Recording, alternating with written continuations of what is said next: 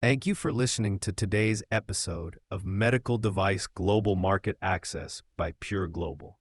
The host is here to guide you through one of the most significant regulatory hurdles in the MedTech industry today, the European Union's Medical Device Regulation, or EU MDR. Achieving compliance is a complex and resource-intensive journey, and several common but critical mistakes can lead to costly delays or outright rejection from notified bodies. Today, we will explore these top mistakes and, more importantly, how your firm can avoid them. A primary pitfall is the underestimation of the technical documentation. This isn't just about compiling data. It's about presenting a clear, consistent, and easily searchable narrative that proves compliance. A common failure is inconsistency, using different device names, descriptions, or references across various documents. Another is providing an incomplete General Safety and Performance Requirements, or GSPR, checklist. It's not enough to simply state compliance. You must provide robust evidence and justification for every applicable requirement. To avoid this, treat your technical documentation as the central pillar of your submission. Assign a dedicated team to ensure meticulous consistency and build the file in a logical, unambiguous structure as outlined in Annex 2 of the regulation. The second major error is providing insufficient clinical evidence. The standards under the MDR are significantly higher than they were under the previous Medical Devices Directive, MDD. Many companies, especially those with legacy devices, fail to perform a thorough gap analysis of their existing clinical data. A clinical evaluation report, or CER, that simply concludes a device is safe based on historical use is no longer sufficient.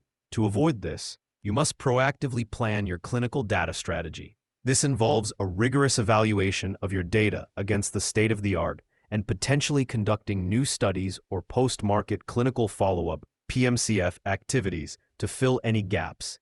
Equivalence is a much narrower path than before and requires extensive data justification.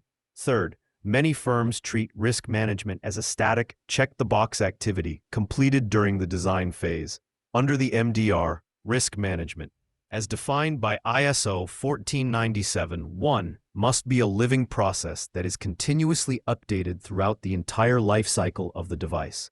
The outputs of your risk management file must directly inform and align with your clinical evaluation and your post-market surveillance activities.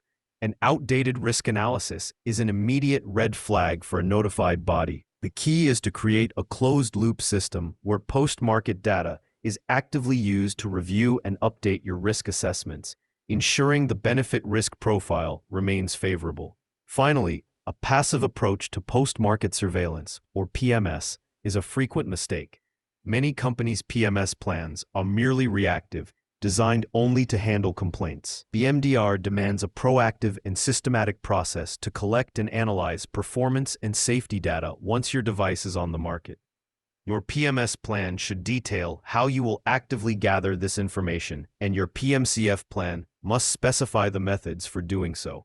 This data is not just for compliance. It is essential for updating your CER, risk management file, and technical documentation, demonstrating a true lifecycle approach to device safety and performance. Navigating the complexities of global market access, including the EU MDR, can be challenging.